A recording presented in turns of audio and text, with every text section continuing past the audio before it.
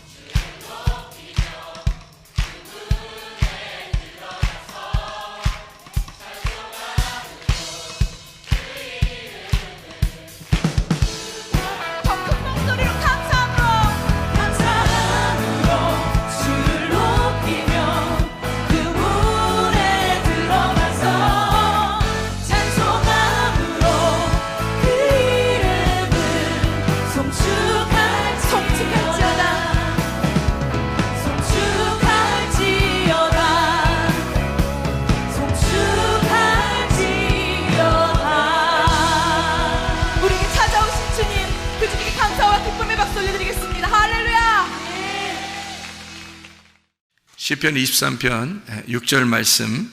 내 평생의 선하심과 인자하심이 반드시 나를 따르리니 내가 여호와의 집에 영원히 살리로다. 아멘.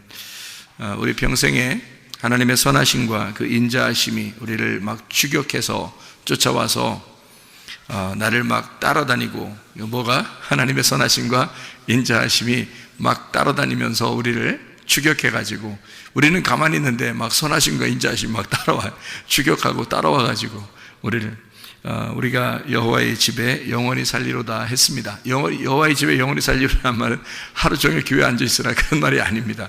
그런 말이 아니라 여호와의 집 안에 있으면, 예수 믿는 사람들, 하나님을 믿는 사람들은 여호와의 집 안에 있다는 말이 무슨 말이에요? 안전하다는 말이고요, 그게 건강하다는 말입니다. 그러니까 너희가 하나님의 선하심과 인자하심이 계속 추격해서 너를 따라오게 되면 너 건강하게 될 것이다 는 말이고요, 여호와의 집에 거하리로다 이 말은 하나님의 생명 안에 있을 것이다 그 말입니다. 하나님의 사랑 안에 있을 것이다 그 말이에요. 그러니까 하나님의 선하심과 인자하심이 막 쫓아오니까, 그러니까 하나님의 사랑 안에, 하나님의 집 안에 우리가 거할 것이다. 그게 천국이죠. 여호와의 집이 천국이란 말이에요. 그러니까 너희가 천국처럼 살게 될 것이다 그런 말이죠. 그러면 천국이란 말은 의와 평강과 기쁨이니까 기쁨으로 살게 될 것이다 그런 말이고요, 또 행복하게 살 것이다 그런 말이 되겠죠. 그죠? 천국은 행복이니까, 복이 있는 곳이니까 여호와의 집이 복. 그래서 하나님이 막 추격해서 우리를, 어떤 하나님이라면 좋으신 하나님, 사랑이 많으신 하나님이 막 따라온대요. 우린 가만히 있는데 막 주고 싶어서 막 따라온다는 거예요. 그 얼마나 행복한 일입니까? 그렇게 하면서 우리 보고 여호와의 집 안에 거하기를 원한다, 이렇게 끝까지 평생에 여호와의 집 안에 거하기를 원한다는 말, 행복하게 살기를 원한다, 너 건강하게 살기를 원한다, 너 하나님의 사랑 안에서 살기를 원한다, 너 생명을 얻고 살기를 원한다, 이제 그런 하나님의 빛 가운데 살기를 원한다. 어둠 말고 빛 가운데 살기를 원한다, 이제 그런 말씀이 되겠습니다. 요한복음 1장에 4절 말씀 보면요, 요한복음 1장 4절 말씀 보면 이런 말씀이 있어요. 뭐라고 되어 있냐면, 요한복음 1장 4절에는요, 그 안에 생명이 있었으니 이 생명은 사람들의 빛이라. 그러니까 이 생명이 뭐예요? 이 생명이 뭘 말하는 거예요? 앞에 보니까 말씀을 말하는 거죠. 말씀이 하나님이신데 그가 예수님으로 계신 말씀인데, 그 말씀이 생명이 있대요. 살아있다는 말입니다. 말씀이 살아있다는 말이에요. 그러니까 이런 성경책이 살아있다는 말에 막 글씨가 막 떠돌아다녀요? 그런 건 아니죠. 성경책이 떠돌아다닌다는 얘기가 아니라 이 말씀이 내게 왔단 말이에요. 내게 들어왔다. 이게 레마라는 말입니다. 레마로 내게 말씀이 들어오니까 그 말씀이 생명력을 가지고 생명이 있더라는 거예요. 살아있더라는 거예요. 레마로 말씀이 들어오니까. 그래서 요한복음 6장 63절에는 이 말씀이 곧 영이요 생명이라 이렇게 되어 있거든요. 영이요 생명이라는 이 말씀은 레마라고 되어 있습니다. 레마라는 말씀이에요. 여기 요한복음 1장 1절에는 로고스 말씀이고요. 그러니까 로고스 말씀이 하나님이에요. 그 말씀이 그대로 존재하면은 우리하고 상관이 없죠. 레마라는 것으로 들어오려면 어떻게 돼야 되냐면 생명이 있어야 된다는 거예요. 살아있어야 된다는 말이고, 살아있으니까 빛이 돼야 되는 거예요. 그래서 살아있다, 빛이다. 그러니까 어둠을 향해서 빛이 되고 사망, 죽음을 향해서 생명이 된다는 말입니다. 이게 말씀이 된다. 말씀이 이 책 자체로만 있으면 나에게 아무 의미 없지만, 이 말씀이 내 속에 들어오면 생명이 되고, 이 말씀이 내 속에 들어오면 빛이 된다는 얘기입니다. 그렇죠?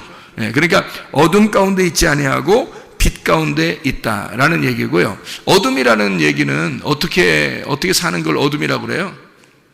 어둠으로 산다? 어떻게 사는 걸 어둠으로 산다 그러죠? 비정상적으로 살면 어둠으로 사는 겁니다. 비정상적으로 살면. 사람이 이렇게, 저도 비정상적으로 살아봤거든요. 인간이 인간답게 살아야 되는데 인간이 인간답게 살지 못하는 게 있어요. 그런 게 비정상적으로 산다는 거죠. 근데 비정상적으로 살다 보면 막 기쁘겠어요? 여러분? 막 행복하겠습니까? 그렇지 않아요. 여러분, 비정상적으로 살아보지 않으신 분들이 주로 있으셔서 잘 못 느낄지 모르겠지만, 비정상적으로 살아보면 말이에요, 굉장히 불안합니다, 여러분. 그러니까 영적으로 어떻게 될지를 모르는 거예요. 갑자기 어떻게 될지 모르겠다, 이런 느낌이 들어오고, 그 다음에 이러다 지옥 가면 어떻게 하지? 이런 느낌이 오기 때문에 불안해요. 항상 비정상적으로 이렇게 살다 보면 불안합니다. 그게 어둠의 삶이에요. 비정상적으로 사는 게. 그러니까 쉽게 얘기하는 거예요. 이게 어둠의 삶이라는 건 비정상적인 삶이다. 그러면 빛의 삶은 어떤 걸까요? 정상적인 삶이죠. 정상적인 삶이에요. 그게 정상적인 삶은 빛의 삶이에요. 그러니까 합법적이고 빛의 삶이고 환하고 그러죠. 그러니까 환하다, 어둡지 않고 환하다, 빛이 있다 이 말이에요. 그러니까 정상적이란 얘기예요. 정상적으로 사는 사람은 뭐처럼 살아야 돼? 그러니까 사람답게 살면 되는 거예요. 아주 쉽죠. 목사는 어떻게 살아야 돼요? 목사답게 살아야 돼. 목사가 목사답게 살지 못하니까 힘들더라고요. 어둠 가운데 있더라고.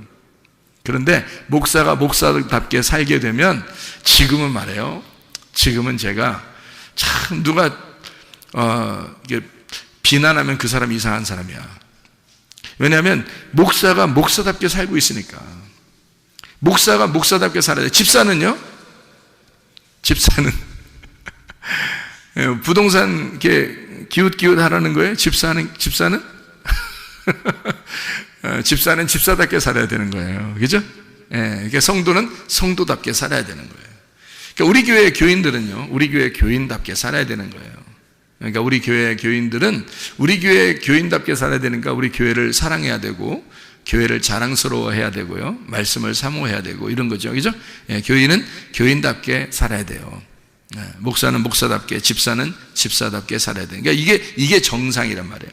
그러니까 정상적으로 살면 그걸 뭐라 하면 빛의 삶이다, 이렇게 말하는 거예요. 비정상적인 삶은요, 뭔가 숨겨야 돼. 뭔가 숨겨야 되니까 그걸 어둠이라 그러는 거예요. 밝아지지 않았죠. 이게 드러나지 않게 살려고 하는 거죠. 그런 삶을 위한, 그게 비정상이기 때문에 그렇습니다. 요한복음 1장 4절에 말하는 이 말씀이 어땠다고요? 생명이 있다. 그러니까 사망의 반대가 되어 있고 어둠의 반대인 빛이 되었더라. 이런 이야기를 하는 겁니다. 그러니까 어둠 가운데 빛이 오셨다는 얘기죠. 주님께서. 제가 아침에도 우리가 오후인가요? 오후에 성경 공부를 하면서 우리 같이 나눈 말씀들이 있는데요. 암을 예방하거나 또는 암을 걸렸는데도 고침받을 수 있는 방법이 있다는 얘기예요. 여러분, 연구 많이 했습니다.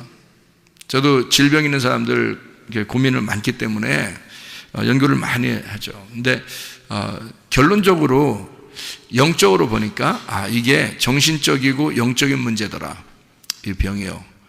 그래서 지금은 수많은 사람들이 그런 병에 걸려 있다. 그래서 이런 병을 예방하거나 또는 걸려도 낫게 하는 방법이 있는데, 왜 걸리느냐 봤더니 정신적인 문제 때문에 걸리더라는 겁니다. 정신적인. 그러니까 어떤 사람이 주로 걸리나 봤더니 우울한 사람이 걸리더라는 거예요. 이런 병들은. 그러니까 암이나 그 자가 면역 질환 같은 거 있잖아요. 이런 것들은 우울한 사람들이 주로 걸리더라. 그러니까 내성적이고 우울한 사람. 겉으로 막 표현하는 사람들은 병이 잘 안 걸립니다. 겉으로 표현하는 사람, 화도 잘 내고 표현하고 이런 사람들 있잖아요. 그 잘했다는 얘기가 아닙니다. 화 자꾸 내라 이런 말이 아니라, 화도 낼 때 내고 이렇게 뭐 겉으로 숨기지 아니하고 막 이렇게 겉으로 드러내는 사람들 있잖아요. 그런 사람들은 병이 잘 안 걸리더라는 겁니다. 근데 우울한 사람들 있잖아요. 그런 사람들은 병이 걸리더라는 겁니다. 그러면 병이 안 걸리거나 또는 병이 걸렸어도 낫을 수 있는 방법이 있어요. 병이 걸렸는데 계속 우울해 보세요. 병이 더 깊어집니다. 그런데 이제 병이 걸리지도 않을 뿐만 아니라 병이 낫는 방법이 뭐냐면 밝고 명랑하게 살면 됩니다. 그러니까. 그죠? 반대잖아요. 그죠? 그러니까 밝고 명랑하게 살면 병도 안 걸리고, 그러니까 정상적인 삶이에요, 그게. 빛의 삶이라는 겁니다. 정상적인 삶을 살아야 밝고 명랑하죠. 그죠? 예, 밝고 명랑하고 있는 그대로 표현하는 거죠. 밝고 명랑하게 살고, 그러면 우울하지 않고, 그러니까 내성적이지 않고 좀 더 자기를 표현할 수 있는 밝고 명랑하게 살면 좋겠다. 그러면 병이 걸렸어도 금방 치료가 될 수가 있다. 또 병이 안 걸릴 수도 있다는 얘기예요. 그런데 병이 어쩌다가 너무 피곤해서 걸릴 수도 있어요. 그러면 그것도 빨리 치료받는 방법이 뭐냐면 밝고 명랑해야 된다는 겁니다. 빨리 밝고 명랑한 것으로 바뀌어야 되는 거예요. 그러면은 치료받기가 쉽다는 겁니다. 그리고 이제 병이 나는 사람들의 특징을 제가 이제 조사를 해보니까요, 죽고 싶다는 생각을 많이 해요. 죽고 싶다. 제가 이렇게 사람들을 조사해 본 결과 죽고 싶다. 아유, 나 그만 살았으면 좋겠어. 아프니까 그렇게 하기도 하고요. 또 안 아픈 사람들도 이 세상이 너무 이렇게 힘들어지면은 무슨 생각이 들어오냐면, 죽고 싶다. 이런 생각이 들어와요. 이거 세상 살아서 뭐하나. 빨리 하나님이 날 데려. 그러니까 우리가 그리스도인이니까 자기가 죽을 수는 없으니까, 하나님이 나를 데려갔으면 좋겠다. 이제 그런 생각들도 하거든요. 그러면 천국 가는 줄 알고. 근데 그게 여기 이 땅에서 어떻게 살았는지 그거 다 보는데 하나님이. 근데 죽고 싶다는 마음을 가진 게 그게 빛의 삶이에요? 어둠의 삶이지? 그 하나님이 보실 때 정상적인 삶이 아니잖아요. 비정상적인 삶이라고요. 근데 죽고 싶다는 그런 마음들을 막 가져요. 아유, 이렇게 살 바에는 내가 죽었으면 좋겠다. 아유, 그게 더 편할지도 몰라. 하나님이 날 데려갔으면 좋겠어. 자기가 죽으면 좀 그러니까. 그래서 자기가 스스로 이거를 이제 하나님 탈피해 보려고 이렇게 사는 것보다는 죽는 게 낫겠다. 이제 그런 생각들을 하게 되는데요. 절대 그런 생각 가지면 안 됩니다. 그런 생각을 가지면 속에 있는 유전자들이 어떤 생각을 하냐면요, 우리 주인이 죽고 싶대. 그러면 이 속에서 변질이 일어납니다. 그러면 속에 있는 병이 생겨요. 속에서요. 그게 암이 될 수 있고요, 자가면역 질환이 될 수 있습니다. 그래서 자기가 자기를 공격해 버리는 거예요. 이 속에서 주인이 죽고 싶어 하니까. 주인이 죽고 싶어 하니까. 그러면 우리가 이제 병이 안 걸리거나 또는 병이 났어도 빨리 병에 치료받는 방법이 있겠죠.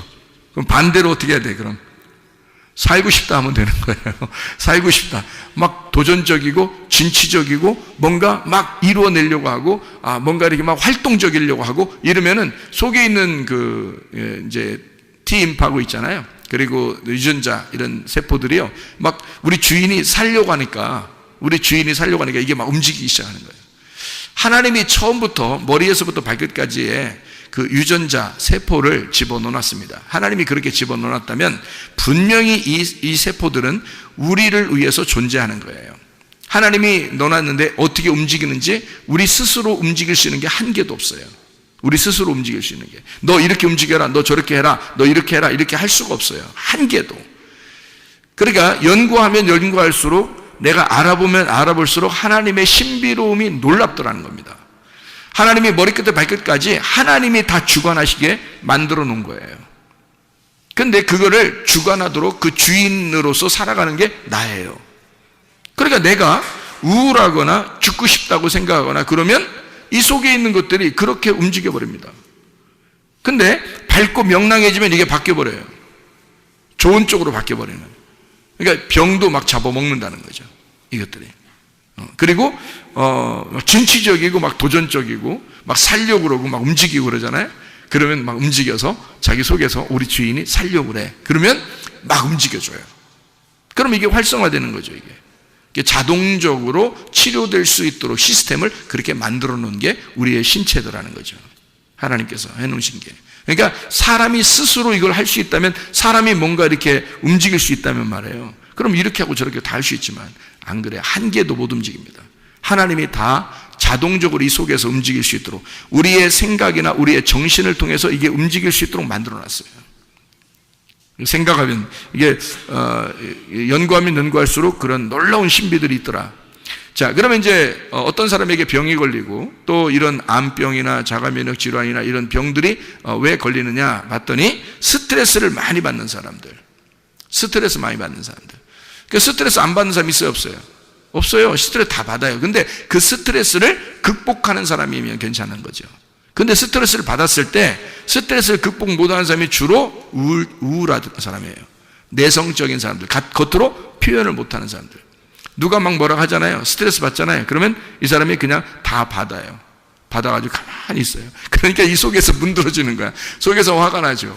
억울하고 화가 나고, 자기는 잘못한 거 별로 없는데 속에서 막 이게 두근두근거리고 이렇게 되는 거죠. 저도 그런 거 당해본 적이 있는 것 같아요. 그러니까 이런 스트레스를 이렇게 받게 되잖아요. 자기도 모르게 속에서 균형이 깨집니다. 그러니까 어떤 병이 나올지 몰라요. 겉으로 표현 나오는 것은 속에서 병이 생겼기 때문에 나오는 거예요. 그러니까 겉으로 그냥 나오는 병이, 겉에서 뭐가 잘못돼서 이런 건 뭐 어디 부딪혀서 뭐 아니면 뭐 이렇게 찢어지거나 부딪혀서 멍이 들거나 이런 건 겉으로 그런 거죠. 그런데 속에서 대부분 속병이라는 건 대부분 이래서 나오는 거예요. 스트레스 같은 거 많잖아요, 그죠? 그러니까 스트레스 때문에 병이 많이 난다. 그러면 스트레스를 받지 말아야 되겠죠, 그죠? 스트레스를 받지 말으면 그러면 병이 안 걸리겠네요. 병이 걸렸다가도 스트레스를 안 받으면, 스트레스 받지 않으면 그런 병이 치료받을 수 있겠네, 그죠? 예.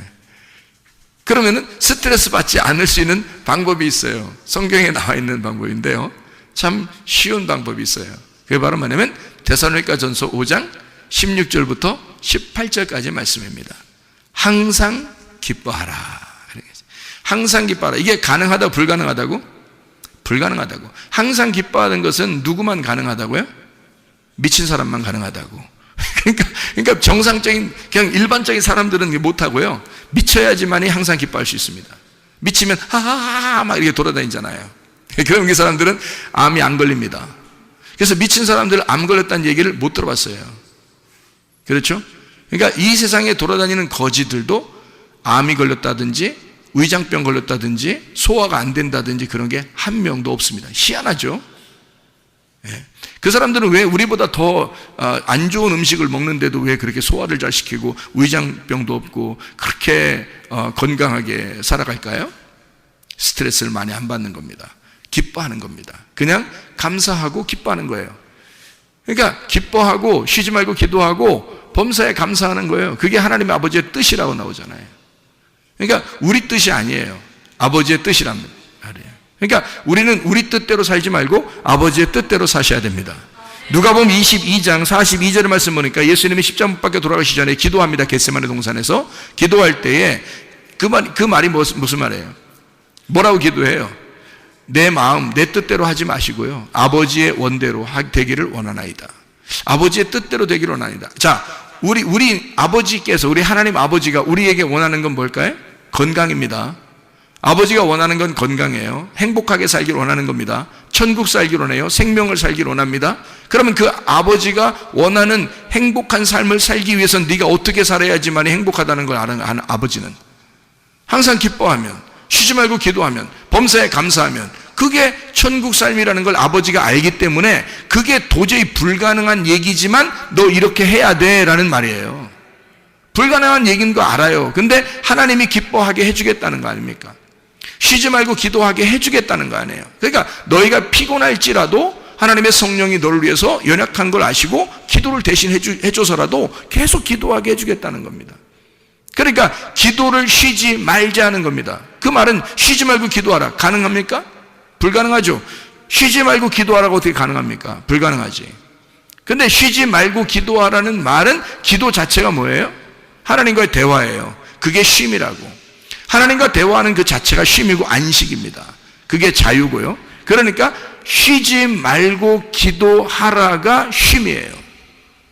그죠? 쉬지 말고 기도하라가 쉼이라고. 그러니까 기도가 쉼이란 말이에요. 쉼, 안식, 쉼이라고요. 기도한다는 게. 그러니까 쉬지 말고 기도하란 말은 쉼을 계속하란 말이잖아요. 한마디로 말하면 계속 쉬어란 말이에요. 병 걸리겠어요? 병 안 걸리지. 스트레스 안 받지. 계속 쉬는데? 영적으로 계속 쉬는데 무슨 병이 걸리겠어요? 사람이 안 쉴 때 병 걸리지. 맞죠? 예. 연구 많이 한 겁니다. 보세요. 그러니까 계속 쉬면 병 안 걸려요.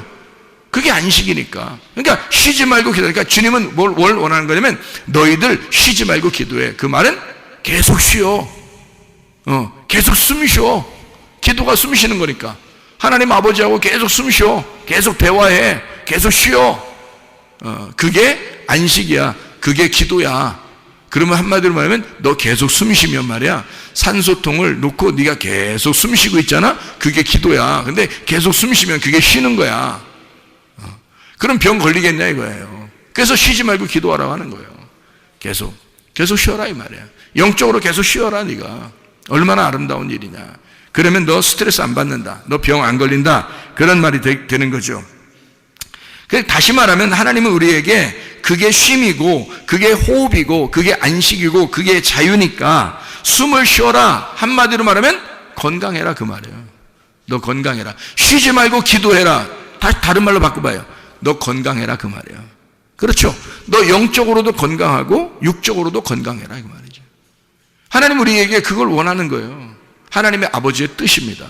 그러니까 그걸 하나님 아버지의 뜻이라고 데살로니가전서 5장 16절부터 18절까지 말씀하고 있는 겁니다. 그게 쉬는 거야. 그게 건강한 거야 라는 거죠. 하나님은 우리가 건강하기를 원하시니까. 그래서 쉬지 말고 기도해. 사람이 어떻게 하면 그 암이 걸리고 병이 걸리고 그래요? 피곤하면 그래요. 사람이 밝고 명랑하게 살아도 피곤하잖아요. 너무 피곤한 게 몇 번 가면요 병 걸립니다. 그게요. 기가 떨어지면서 속에 에너지가 딱 떨어지면서요 힘이 빠져버려요. 그러니까 이게 병이 이제 찾아오기 시작하는 거예요. 그 피곤한 걸 계속 누적돼 보세요. 병 못 낫습니다, 여러분. 그러니까 피곤하면 너 병 걸려. 그러니까 주님은 우리에게 뭐라고 말해? 성경에서는 너 쉬지 말고 기도해. 그게 쉼이야. 그게 쉬는 거, 호흡하는 거야. 너 쉬어 좀. 그러면 너 병 안 걸릴 거야. 그러니까 너 피곤하지 마라. 피곤하지 않으면 병 안 걸릴 거야. 병 났다가도 너 피곤하지 않으면 쉽게 고쳐질 거야. 또 그러면 그 반대로 너 뭐 해야 돼? 기도해야 돼. 쉬지 말고 기도해. 계속 숨 쉬어. 하나님하고 호흡해. 그러면 너 건강해질 거야 라는 그런 말씀이죠. 하나님 우리에게 육적인 건강, 영적인 건강을 다 주고 싶어 한다는 거죠. 영적인 건강만 주고 싶다면 하나님이 우리 육체적인 몸에 유전자를 왜 넣어놨겠어요? 하나님이 만약에 우리의 영적인 건강만 원한다면 육체적인 유전자를 왜 속에다가 우리 육체 안에다 집어넣어놨겠냐고요. 그건 하나님의 사랑입니다. 유전자는 하나님 아버지의 사랑이라는 글자를 우리 속에다 새겨놓은 거예요. 그러니까 하나님 아버지가 그 유전자를 통해서 계속 일하시는 거죠. 우리가 유전자를 못 움직인다니까요. 우리는 생각하고 우리는 말하고 우리는 행동한다. 그게 사람이니까. 우리는 생각하고 우리는 말하고 우리는 행동한다. 우리는 그렇게 살아가고 있는데 속에서 유전자는 우리가 생각한 대로, 우리가 말한 대로, 우리가 행동한 대로 움직이는 거예요. 그걸 누가 집어넣어놨기 때문에? 아버지 하나님이. 그래서 아버지 하나님이 그걸 집어넣어놔서 이 속에서 혼자 일하는 거예요. 그러니 사람이 자기가 이렇게 해라 저렇게 해라 할 수 없는 거죠.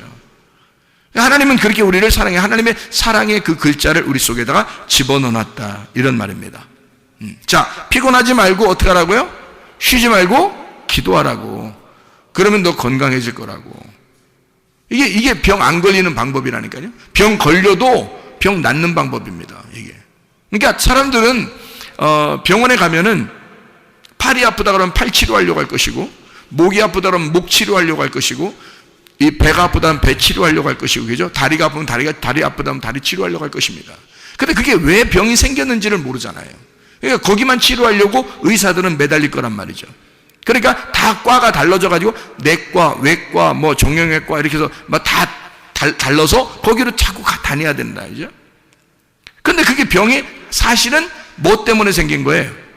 예, 스트레스를 받거나 너무 피곤하거나 우울하거나 누구에게 상처를 받거나 이런 정신적인 문제 때문에 병이 생긴 거란 말이죠. 병의 원인은 알고 보면 그런 것이었다. 그래서 이런 것들을 우리가 조심해주면, 그리고 항상 기뻐하고 쉬지 말고 기도하고 범사에 감사하게 되면, 그러면 아버지의 뜻대로 살게 되면 정상적으로 살게 되고 기쁘고 행복하고 빛이 온다. 그러면 우리는 건강하게 살 수 있다. 영적인 건강, 육체적인 건강도 받을 수가 있다. 이런 얘기입니다. 자, 그러면 범사에 감사하라고 주님 아버지의 뜻이라고 했는데 반대되는 게 뭘까요? 그러니까 감사하라고 했는데 반대되는 게 뭐예요? 원망, 불평, 짜증, 교만입니다. 원망, 불평, 짜증, 교만 이런 것들이 우리에게 있으면 어떻게 돼요? 그러면 이 사람은 틀림없어요. 병 생깁니다. 병 없던 병도 반드시 생겨야 하고 병이 있으면 더 깊어집니다. 틀림없어요. 원망, 불평, 짜증, 교만. 왜냐하면 유전자가 그렇게 변이를 일으키기 때문에 그래요. 유전자는 내가 생각한 대로, 내가 말한 대로, 내가 행동한 대로 속에서 움직이기 때문에 그랬어요. 그러니까 이것이 의사들, 유전자학을 가리키는 의사들이 하는 얘기들이에요. 그것 때문에 병이 온다는 그 원인을 지금에서야 현대의학에서 밝혀낸 겁니다. 그 전에는 이런 얘기들이 별로 없었다는 거죠. 여러분 생각해 보세요. 내가 생각한 대로, 내가 말한 대로, 내가 행동한 대로 이 유전자가 변이돼서 병을 일으킨다면, 자, 원망, 불평, 짜증, 교만 이거 없애버리고 범사에 감사하게 되면요, 있던 병도 없어져. 그리고 병도 안 생기는 거죠. 생각을 해보시라고요. 왜냐하면 속에 있는 유전자가 내 생각과 내 말과 내 행동을 따라서 움직여주니까. 하나님이 그렇게 만들어 놨으니까 우리 속에다가. 어린아이들에게 더 발달되어 있고 이게요, 점점점 자라나면서 이게 자기 생각들이 너무 많아지면서 이게 점점 약화되어 있습니다. 어린아이들이 더 발달이, 그래서 어린아이들이 더 건강한 거예요. 이게요. 어린아이들은 순수하니까 자기들 생각 없이 그냥 막 자기들은 놀고 운동하고 그냥 뭐 먹고 이렇게 하는데 속에 유전자는 계속 활동하고 있단 말이죠. 좋은 유전자들이. 근데 어른들은 점점 자기 생각이 점점 많아져요. 특별히 뭐 검사 한번 받아가지고 아유 큰일 났다 나 이런 병 걸렸대. 그러면 이제 그 다음부터는 낫기 힘든, 이제 뭐 푹 쓰러져 버려요. 다리 힘 탁 풀려버리고 이렇게. 응? 그러면 누가 일으켜? 혼이 벌써 다쳤는데, 혼이 상처를 입었는데 누가 일으켜 그 사람을? 성경에도 나와 있는 얘기인데, 너희의 혼이 망가졌는데 어떻게 누가 너를 일으키겠느냐 이거야. 그거예요. 범사에 감사해요. 원망, 불평, 짜증, 교만 하지 말고 범사에 감사하라. 이거는 범사에 감사하라는 말도 불가능한 얘기예요. 그럼 범사에 감사하라는 얘기는 누가 감사를 만들어주겠다는 거야. 하나님이 너 감사만 생각하게 되면 감사할 일들을 만들어주겠다는 얘기 아닙니까? 그렇죠? 그러니까 이게 그래야 가능한 거니까. 범사에 감사하라 그러면 뭐 하라는 거예요? 그 범사에 감사하게 되면 야 이래도 감사 저래도 감사. 나 솔직히 말해서 저요 옛날에 병이 있었거든요. 근데 하나님 앞에 내가 회개하고 은혜를 받고서 병이 고침받았거든요. 그 병이 고침받고서 내가 하나님 앞에 이상하게 그냥 감사해요. 감사할 일들을 막 생겨요. 그러면 지금 막 감사할 일들을 막 그 1초 단위로 감사할 일들이 계속 있어서 내가 감사할까요? 그냥 감사하고 싶어요. 그냥 감사하고 싶고 주님 나를 은혜를 베풀어 주셔서 너무 감사합니다. 그래서 그냥 감사하거든요. 그냥 감사하니까 다른 그 불평, 불만, 짜증, 교만 이런 게 별로 없어지더라고요. 그냥 감사가 막 생기나 하더라고요. 그러니까 몸이 뭐 이렇게 조금 뭐 안 좋으려고 하다가도 그냥 감사하고 그러니까 이 말은 하나님께서 나보고 감사하라. 그러면 감사하라 그러면 막 나보고 명령했다 그러면 사실 하나님이 나한테 감사하라, 너 감사해야 돼. 근데 감사할 조건이 하나도 없는데도 막 감사해야 돼? 이상하잖아. 근데 하나님은 우리 보고 범사에 감사해 라고 얘기했단 말이에요. 그러면 하나님이 도와주겠다는 얘기야. 아니 우리가 태어날 때부터 유전자를 좋은 유전자를 속에다 집어넣는 하나님이 뭐는 못 해주겠어? 그렇죠? 그러나 내가 감사하려고 생각하고 내가 감사하려고 말하고 내가 감사하려고 행동하게 되면 그 하나님이 나를 그 나의 생각과 말과 행동에 같이 일하신다는 말이지. 무슨 말인지 알겠어요? 그러니까 범사에 감사해 라는 말은 하나님이 내가 도와줄게 그 말이잖아요. 내가 도와줄게. 그리고 너 건강해야 돼 그 말이에요. 너 감사해봐. 그게 건강이야 이런 거 아니에요. 너 감사 안 하면 불평불만 짜증 교만 이거 나오면 그거 이기기 힘들다. 그러면 그게 병을 일으키는 거야. 그러면 범사에 감사해. 너 건강해야 돼 그 말이고요. 내가 너 도와줄게 감사하도록. 너 감사할 생각만 해봐. 감사할 말만 해봐. 감사할 행동 그건 뒤에 거고 생각을 먼저 해봐. 감사하려고 생각 한번 해봐. 여러분 부부사랑도 그렇더라고요. 결혼하고서 부부사랑하면 우리 이 세상 우주 전체에서 우주라고 하면 좀 뭐예요? 지구 전체에서 지구도 너무 넓고요. 한국 전체에서요. 자기 아내가 가장 예쁩니까? 자기 아내가 가장 예쁘고 멋있어요? 그렇게 생각하고 결혼하면 착각입니다, 다. 그거 아닌 것도 불구하고 결혼하는 거예요.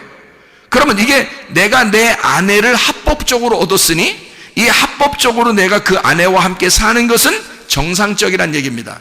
그러니까 이 정상적인 행동을 기뻐하는 거예요.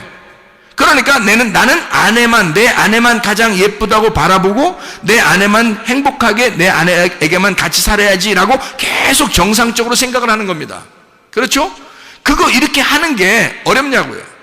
그거 아니라고요. 생각을 그렇게 하는 거예요. 내가 생각을 그렇게 집중을 하니까 생각을 그렇게 나는 내 아내만 바라볼 거야. 나는 내 아내만 생각할 거야. 나는 내 아내하고만 행복하게 살 거야. 그러니까 내 아내가 이 온 우주, 지구, 우리나라에서 가장 예뻐서가 아니라 내 아내만 나에게 합법적으로 내게 보여진 내 눈에 보여진 아름다움이야 라고 내가 정상적으로 생각하기 시작하면 말이에요. 생각을 그렇게 하면 내 속에는 유전자가 어떻게 되겠어요? 그렇게 움직인단 말이에요. 이해가 돼요? 생각을 그렇게 하면 범사에 내가 감사하리라 라고 생각을 하게 되면 유전자가 따라온다는 거지. 하나님이 날 도와주기 시작한다는 거예요. 여러분 내가 이렇게 하리라 라고 결심을 하게 되면 말이에요. 내가 주님을 사랑하리라, 내가 교회 예배를 참석하리라, 내가 기도하리라 라고 결심하고 생각을 하게 되면 내 말과 행동이 따라오게 되는 것이고 속에 있는 유전자는 같이 움직인다는 겁니다. 하나님은 나와 함께 동행하는 것이죠. 이게 하나님이 나를 도와주신다는 거죠. 그러니까 범사에 감사하겠다라고 생각하는 거예요. 불가능한 일이지만 하나님이 날 도와주시면 가능해. 그러니까 날 도와주실 거니까 범사에 감사하라고 하는 거지. 안 되는 건데도 하라고 그러지. 그렇죠? 사람은 그렇게 못하는 거야. 근데 그렇게 해야 돼. 너 범사에 감사해야 돼. 왜? 건강해야 되니까. 너 건강해야 되니까. 건강을 누구보다도 걱정하시는 분이 하나님이십니다. 그러니까 이 하나님이 우리 보고 너 건강해야 돼, 그 말 명령하는 거예요. 너 건강해야 돼, 이렇게 하나님이, 창조주 하나님이 우리 보고 너 건강해야 돼 라고 명령한다면 얼마나 감사한 일이겠어요? 그게 이런 거예요. 너 항상 기뻐해야 돼. 무슨 뜻인지 아시겠죠? 쉬지 말고 기도해야 돼. 무슨 뜻인지 아시겠죠? 범사에 감사해야 돼. 무슨 뜻인지 아시겠죠? 너 건강해야 돼. 그 말입니다. 너 행복해야 돼. 너 천국을 살아야 돼. 너 생명으로 살아야 돼. 너 빛으로 살아야 돼. 그게 정상적으로 사는 거야. 너 생각만 해줘. 그러면 내가 널 따라다닐게. 생각만 네가 해줘봐. 내가 너 따라다닐게. 이런 말입니다. 생각이 어떠하냐에 따라서 하나님은 우리를 따라다니시고 그 건강하게 만들어 성경에 있는 거를 그대로 내 속에다 적용을 시키는 거는 겁니다. 하나님 말씀과 내가 떨어져 있으면 아무 상관없는 말씀이죠. 그러나 이 말씀이 내게 들어오기 시작하면 생명이 된단 말이에요. 빛이 된단 말이에요. 레마가 된단 말이죠. 생명력이 된다는 거죠. 이게 말씀이 내게 역사하는 그 말씀이 돼버린다. 자, 사람이 이렇게 살다 보니까 병이 나는 것도 가지각색인데 어떤 사람이 병이 나나 봤더니 너무 바쁘고, 사람이 정신없이 살다 보니까 병이 났다는 사람들이 참 많습니다. 내가 인생 정신없이 살다 보니까 참 병 났네. 그러니까 병 낳고 나서, 병 나고 이제 병원에 딱 입원해서 누워있으면 무슨 생각이 들어오겠어요, 그 사람들은. 내가 입원한 사람 병원에 이제 가서 이렇게 병문안 가잖아요? 그러면 그 사람들 중에서 많은 사람들이 이런 얘기를 합니다. 뭐라고 얘기하냐면, 내가 정신없이 살아서요, 이렇게 병이 났어요. 내가 미리 좀 알았으면 좀 쉬엄쉬엄 할 걸 그랬어요. 내가 정신없이 살았습니다. 너무 바쁘게 살았어요. 이러다 보니까 병이 났습니다 라는 사람들이 꽤 많더라고요, 여러분. 왜 정신없이 살아요, 그럼? 정신없이 살면 안 되겠죠. 정신없이 살면 그러니까 뭐 걸려요? 병 걸려. 그리고 또 병 걸리고 난 다음에도 정신없이 살면 병이 안 나서. 하나님 우리에게 뭘 줬어요? 정신을 줬는데. 그러니까 뭐 차리고 살아야 돼? 정신 차리고 살라고 분명히 우리 성경에서 우리 보고 정신 차리고 살라고 그러잖아요. 정신 차리고 살아야 되는데 왜 정신없이 살아? 그러니까 정신 좀 차리고 삽시다. 우리가 정신 차리고 살면 될 거 아니에요? 건강할 거 아니에요? 너희도 정신 차리고 살아라. 하나님 우리에게 정신을 주시고 그 맑은 정신을, 맑은 하나님의 영을 우리에게 주신 것은 너 정신 차리고 살아라는 얘기 아니야. 그럼 정신 차리면 어떻게 된다는 얘기야? 건강하다는 얘기야. 너 정신 차리고 살아. 그 말은 너 건강해야 돼, 그 말이에요. 그럼 정신없이 내가 요즘 정신없는 것 같은데 너 그 병 걸려. 병 있으면 속에서 막 번져나가. 정신없이 살면. 그러니까 이제 오늘부터 어떻게 해야 돼? 우리가 정신 차리고 살아야 되는 거지. 정신 차리고. 밥을 먹을 때도 정신 차리고 먹어야 돼. 정신없이 그냥 막 먹어야 돼. 응? 그냥 밥 먹을 때 그냥 확 1분이면 밥이 다 없어지는 사람이 있어. 어떻게 먹었다는 얘기야? 생겼다는 얘기야, 그냥. 응? 그냥 숟가락으로 그냥 이렇게 밥그릇 들고서 숟가락으로 넘겼다는 얘기야, 그냥 무조건. 이게 삽으로 퍼서 이렇게 넘기듯이 넘겼다는 얘기예요. 이게 정신 있이 먹은 거예요? 정신 없이 먹은 거예요? 정신 없이 먹은 겁니다. 나중에 속에서 문제가 생기겠어요? 안 생기겠어요? 속에 문제가 생깁니다. 그럼 정신 있이 먹으면 어떻게 될까요? 정신 있게 먹으면 꼭꼭 씹어서 먹겠죠. 꼭꼭 씹어서 정신 차리면서 먹겠지. 그러니까 오래 걸리더라도 정신 차리고 꼭꼭 씹어서 물도 씹어 먹을 정도로 정신 차리고 먹는 거야. 무슨 말인지 아시겠어요? 그러면은 건강할 수밖에 없다는 얘기죠. 뭘 해도 정신 있게 하자는 얘기입니다.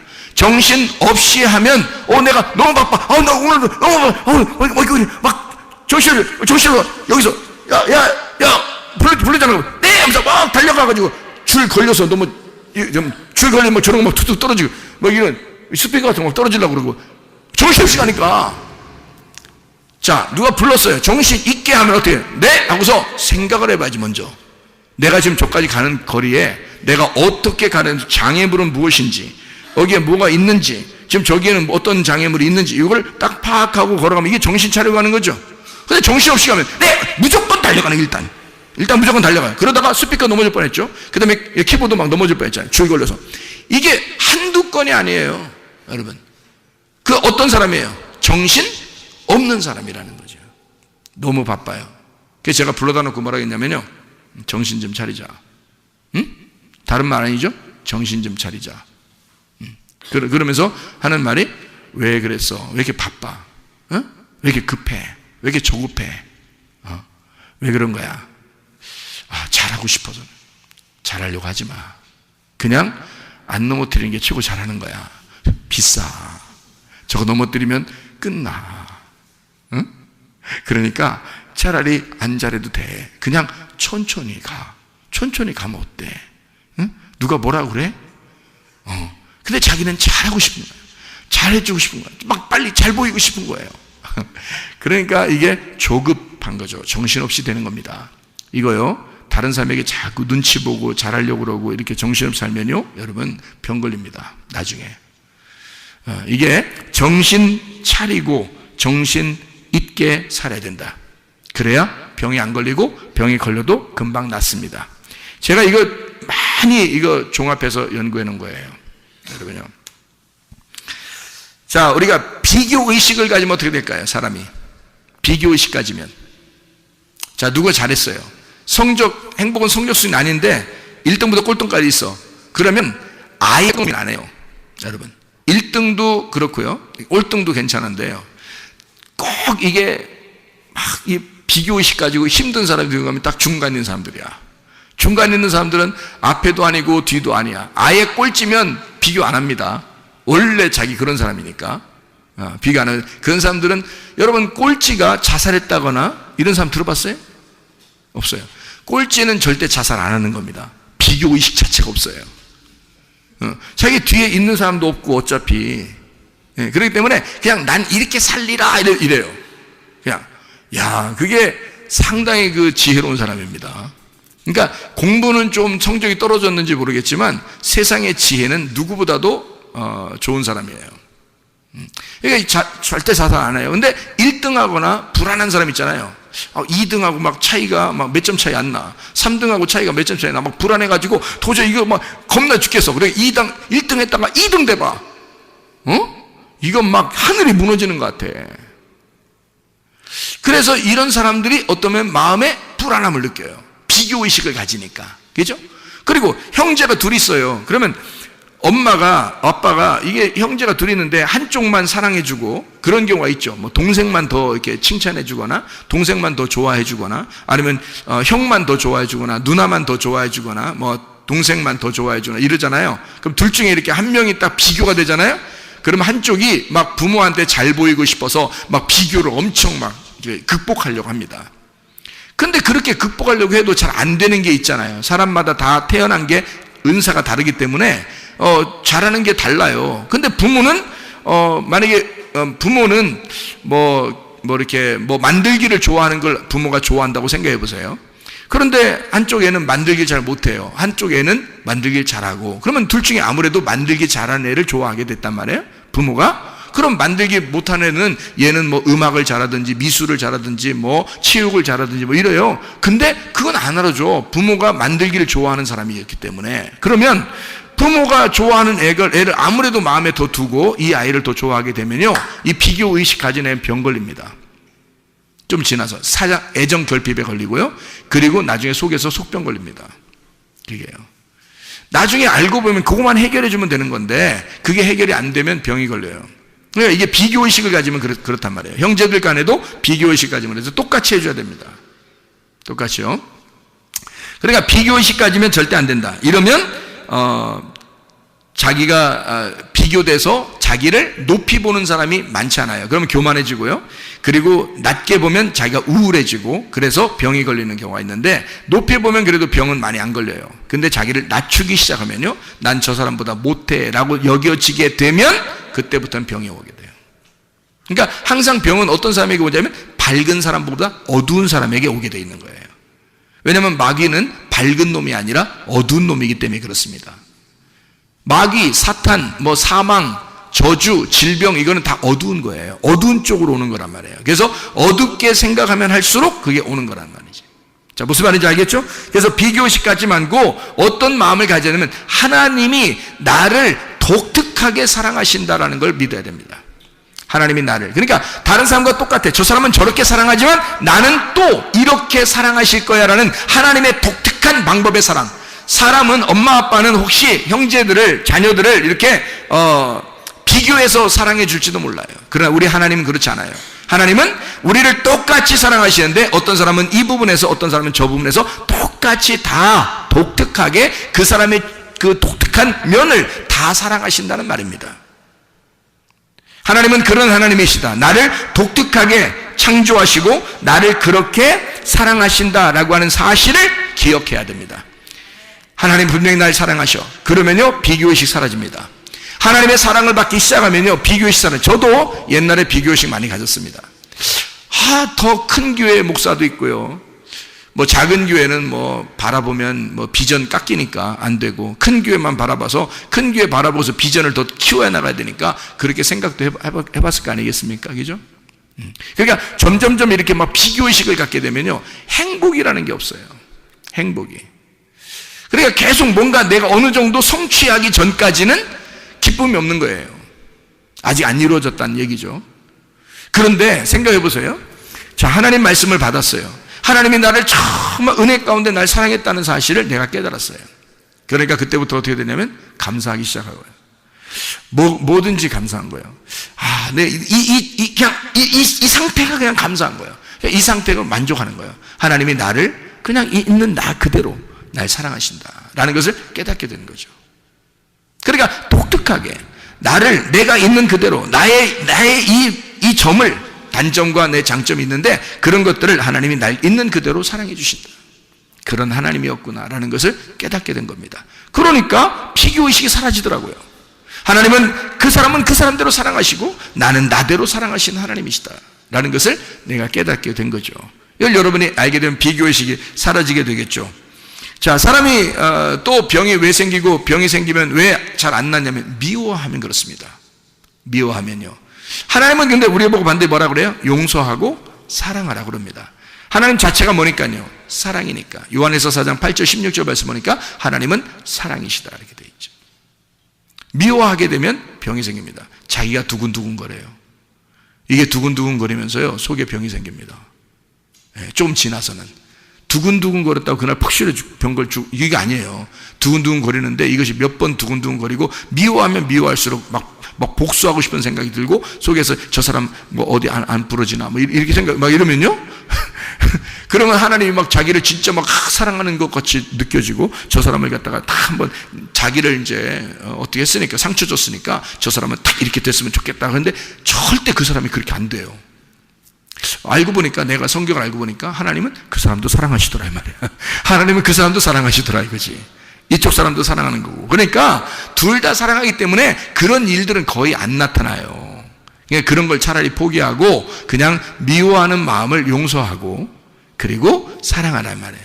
그러면 이 두근두근한 마음이 사라져버려요. 그러면 속에 있던 병도 없어져. 병도 잘 안 생기고 이런 겁니다. 승질내지 말자. 승질내지 말자. 승질내면 그게 처음에는 자기가 분통, 이게 딱 분통 터지고 이렇게 할 때 승질 탁 내면요. 없어질 것 같죠? 이게 속에서 유전자가 어떤 이게 유전자가 움직이냐면 이 사람은 승질낸다는 거죠. 성경에 승질내지 마. 이건 하나님의 의를 이루지 못한다고 나오잖아요. 그러니까 승질내면 안 되는 거예요. 이건 반드시 하나님적인 것이 아니라 마귀적인 것입니다.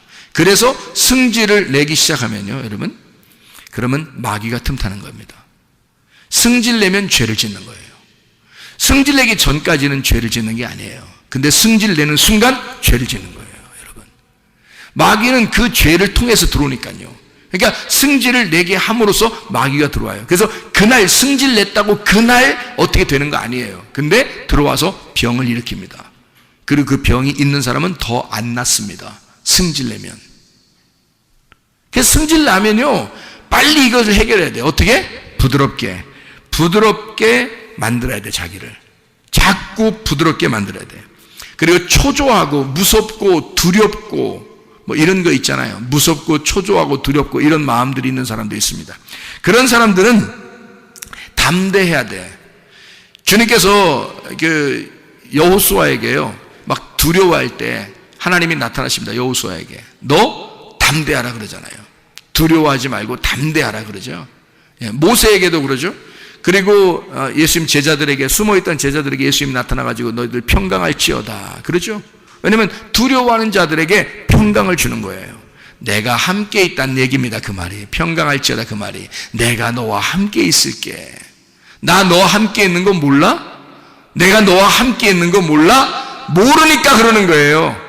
모르니까 두려운 거야. 초조하고 무서운 거예요. 무슨 말인지 알겠습니까?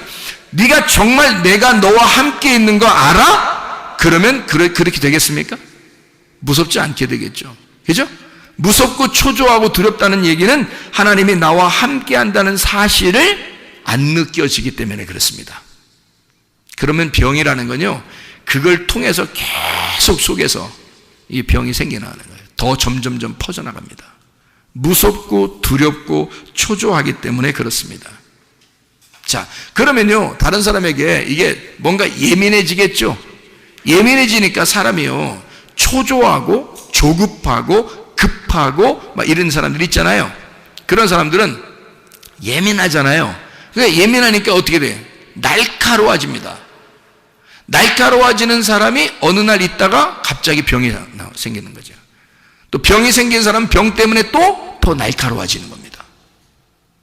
그럼 물론 이해를 해줘야 되죠. 하나님께서 사랑이시니까 그의 날카로움을 자꾸 이해해 주긴 해야 됩니다.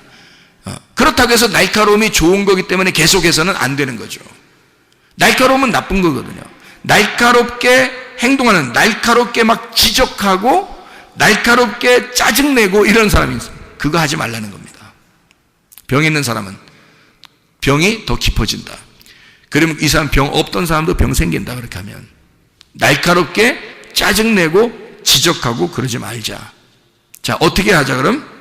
부드럽게 격려하자. 말 똑같은 말인데 날카롭게 하면 잘 안 들어도 부드럽게 격려하면 알아듣습니다. 더 알아들어요. 그러니까 일부러라도 부드럽게 격려하기를 시작하자. 그러면 있던 병도 없어진다. 병도 안 걸린다. 이게 통계적으로요. 통계적으로 좀 연구해서 얘기하는 겁니다. 여러분, 암이나 자가 면역 질환 이거 걸리지 않고 걸려도 낫는 방법들이에요. 이게. 왜냐하면 이 모든 병들은 대부분 정신적으로 오기 때문에 그렇습니다. 그래서 이거를 우리가 방지하고 그리고 병이 걸렸어도 낫게 하는 방법, 이런 얘기들입니다. 우리가 말씀을 통해서 이런 것들을 알게 되는 거죠. 자, 몇 가지만 이제 이야기하고 마치도록 하겠습니다. 웃지 않는 사람하고 같이 동행하지 말길 바랍니다. 웃지 않는 사람하고. 자, 어떤 사람이 잘 안 웃어요? 웬만큼 웃겨도 안 웃는 사람들이 있어요. 근데 조금만 웃겨도 엄청 웃는 사람들이 있어요. 그게 누구냐면 애들입니다.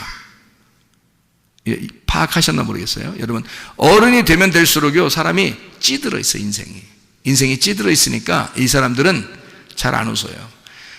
설교도 보통 웃겨서 웃지도 않아. 근데 애들은 말이에요, 그냥 제목만 들어도 웃는 애들이 있어. 설교 제목만 들어도 가지가지 합시다 이러잖아요. 가지가지 됩시다. 그러면요, 애들이 그냥 웃겨요. 웃기다 그래요. 재밌다 그러고. 그러니까 애들이 받아들이는 거, 어른들은 뭐 가지가지 하지 뭐 이런다고.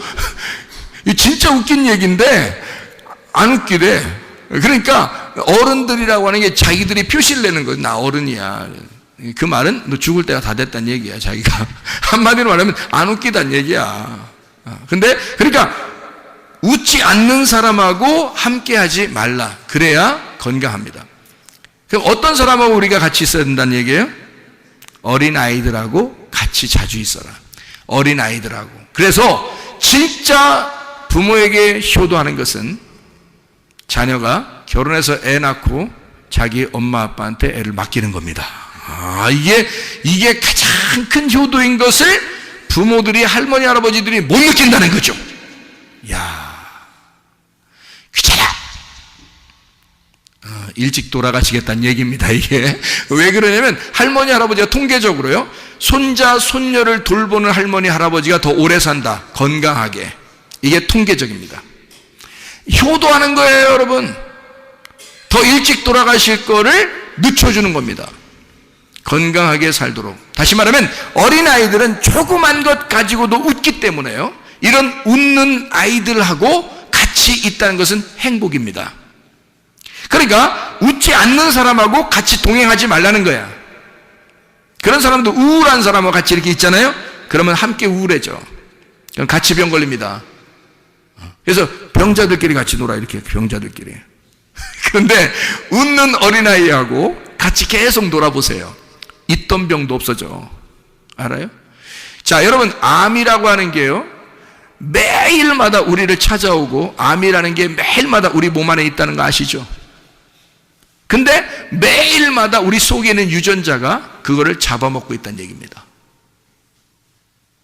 매일마다 우리 속에 있는 좋은 세포가 그 암세포를 잡아먹고 있어요. 그래서 우리는 지금도 암 안 걸려 있는 사람으로 사는 겁니다.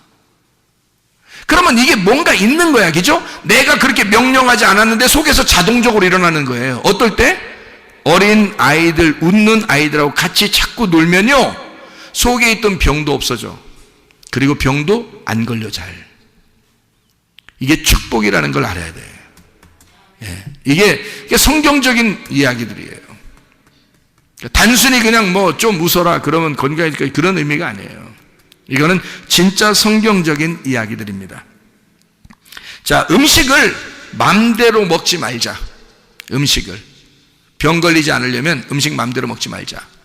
다시 말하면 음식을 가려 먹자. 자, 어떻게 가려 먹느냐가? 자, 햇빛도 가려서 쬐야 된다.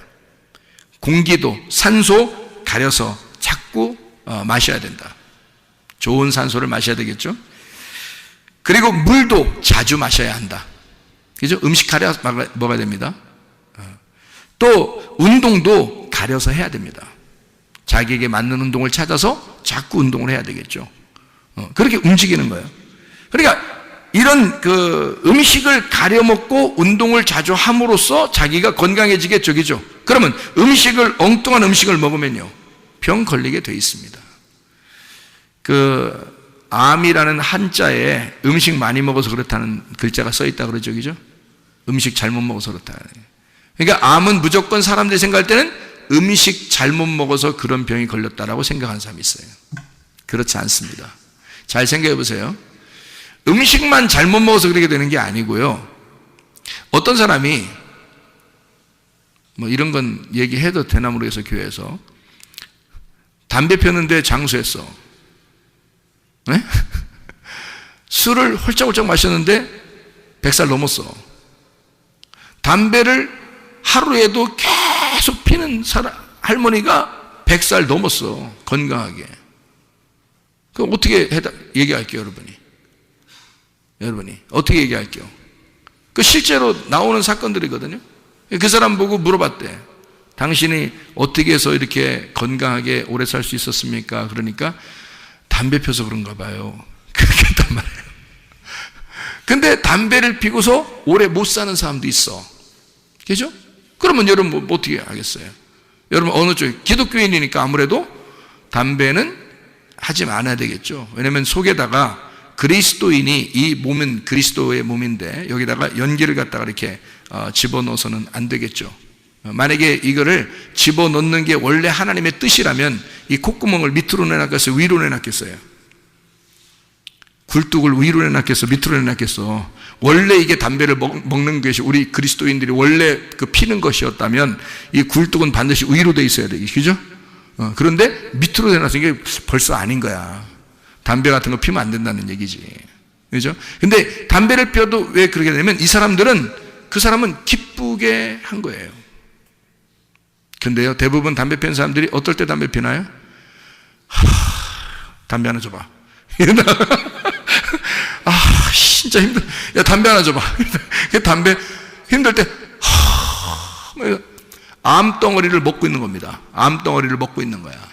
그렇다는 거예요. 실제로 의사가 밝혀낸 것입니다, 여러분. 그러니까 이게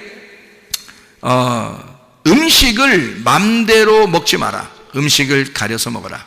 건강하게 음식을.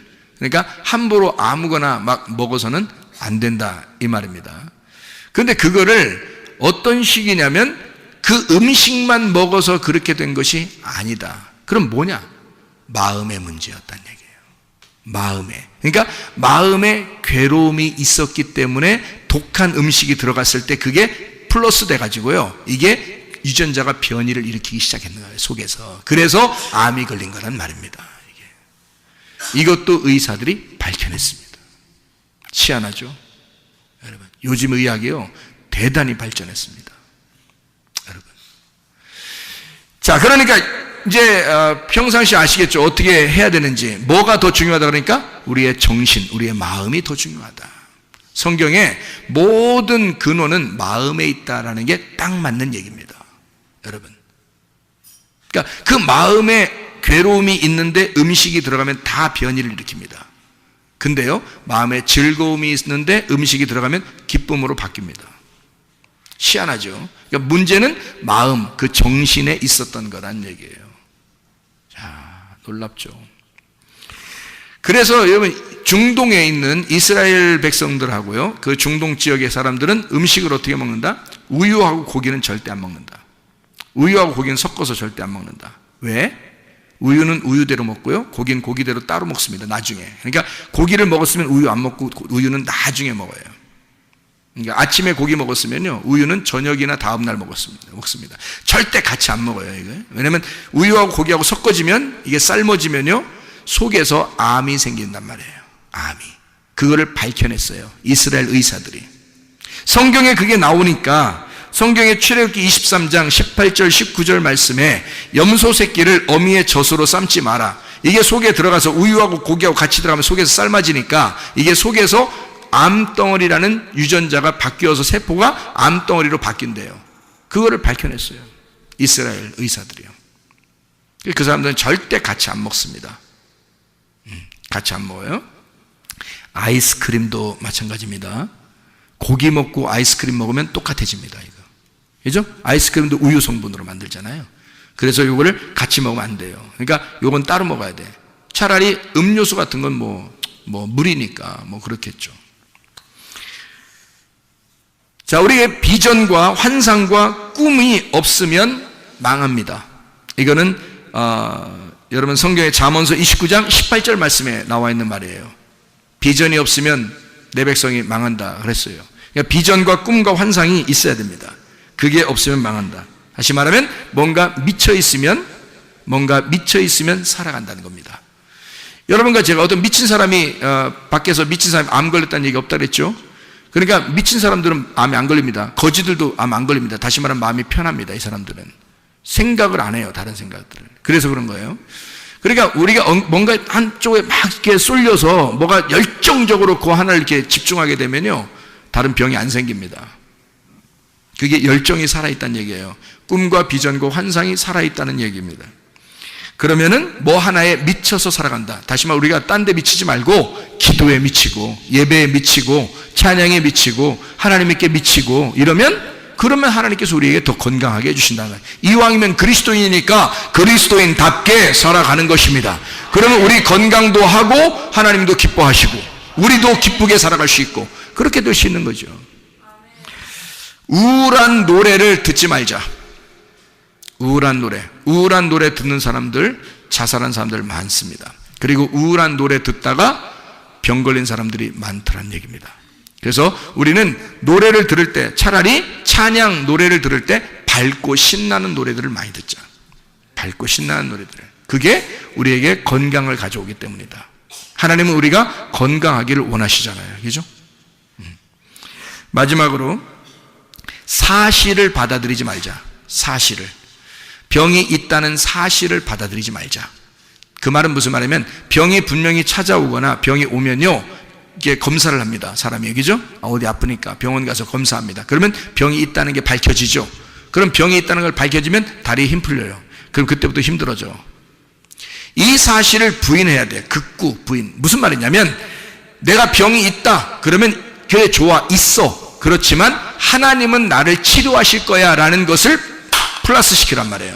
그러면 그 사실과 하나님의 진리, 하나님의 말씀은 나를 치료하실 거야. 하나님은 분명히 치료의 하나님이시지 병을 주는 하나님이 아니라고 했으니까, 그러니까 하나님은 치료의 하나님이야. 나는 병이 걸린 게 사실이야. 근데 그 사실하고 하나님의 진리의 말씀하고 같이 합해놓자는 말이에요.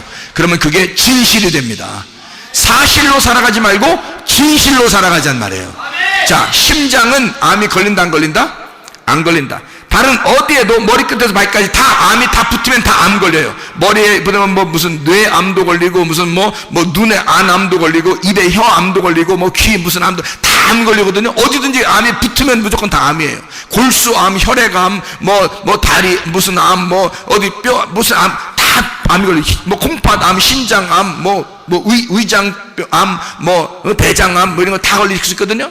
근데 심장암은 없답니다. 그 말은 무슨 말이냐면 심장은 피를 제공하는 곳이기 때문에요. 사람 몸에서 피를 제공하는 곳이 심장인데 이 심장이 없으면, 심장이 딱 정지하면 죽은 사람이라는 거죠. 그래서 이 심장은 뭐 하는 곳이다? 피를 공급하는 곳이다. 피는 뭐예요? 생명이라는 거죠. 생명을 공급하는 장소는 암이 안 걸린다는 거예요. 여러분, 희한하죠? 몸 중에서 암 한 군데가 딱 안 걸리는 데가 있는데 심장만 안 걸린다는 거예요.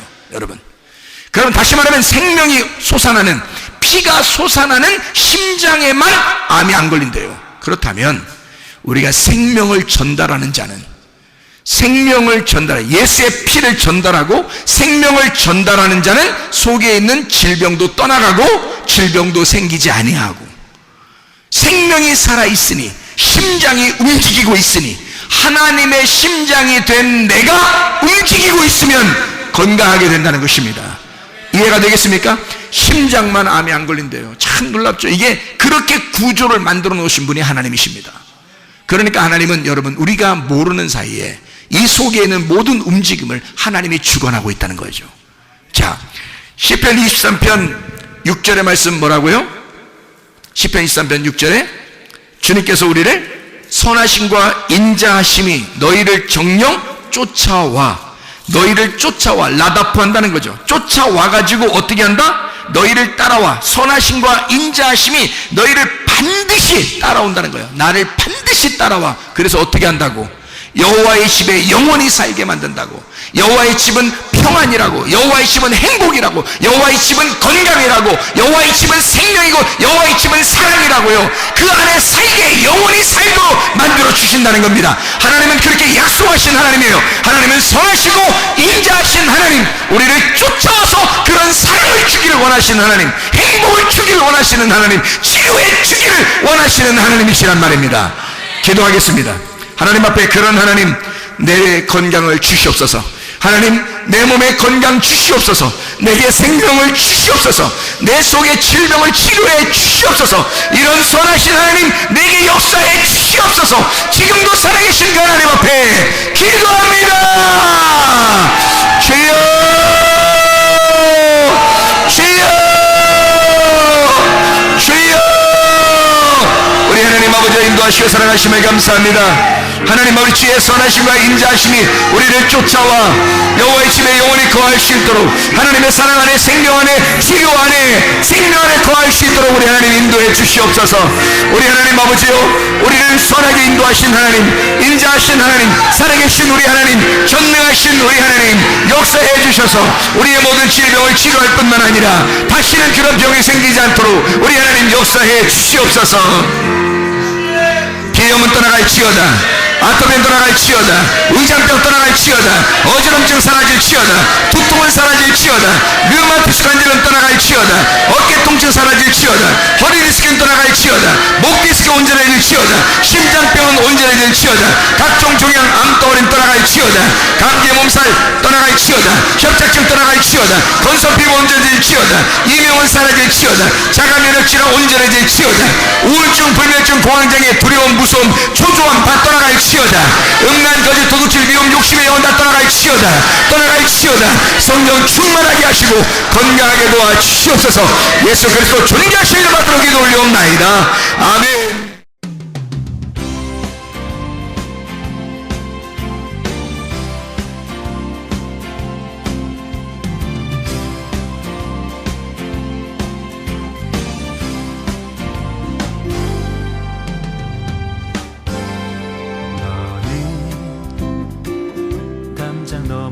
뻗은 나무 가지에 푸른 열매처럼 하나님의 귀한 축복이 삶에 가득히 넘쳐날 거야.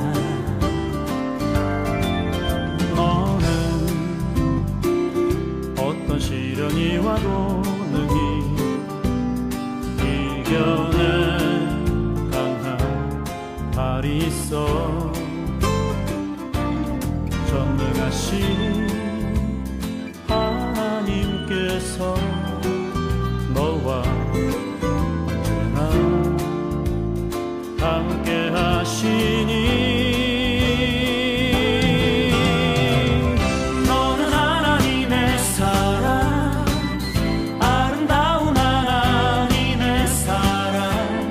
나는 널 위해 기도하며 내 길을 축복할 거야. 너는 하나님의 선물, 사랑스러운 하나님의 열매, 주의 품에 꽃 피운 나무가 되어줘.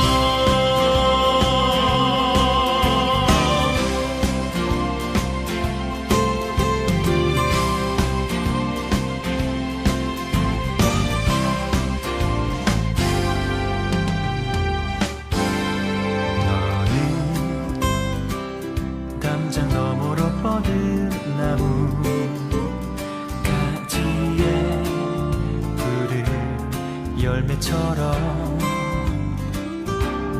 하나님의 귀한 축복이 삶에 가득히 넘쳐날 거야.